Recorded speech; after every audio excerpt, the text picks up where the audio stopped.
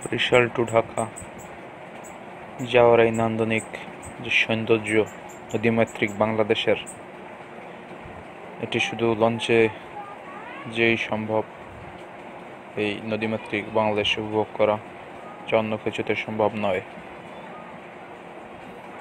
কিন্তু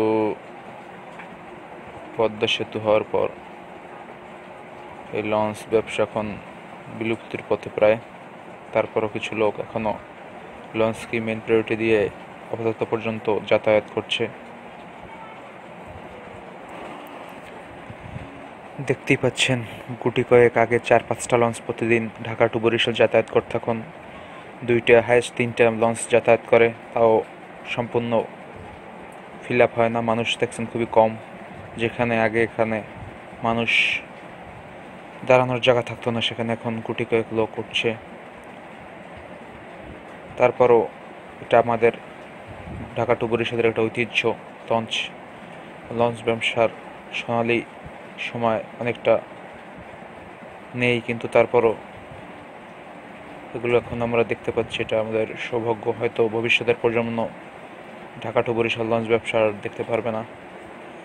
এগুলো শুধু ঐতিহ্য হিসেবে সবার মেমোরিতে থাকবে।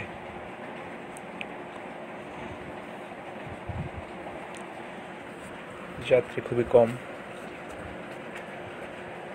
হয়তো লঞ্চ ব্যবসা এখন লাভ শুধু ঈদ কোরবানিতে হয়,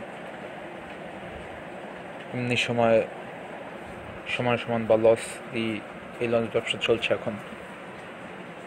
যাই হোক, আমরা যতটা পারি, যতদিন পারি আশা করবো এই লঞ্চ ব্যবসা চলবে এবং ঐতিহ্যগতভাবে ঢাকা টু বরিশাল এই লঞ্চ ব্যবসা দক্ষিণাঞ্চলের মানুষ আরও উপভোগ করবে, বাইরের মানুষ এসে উপভোগ করবে ইনশাল্লাহ।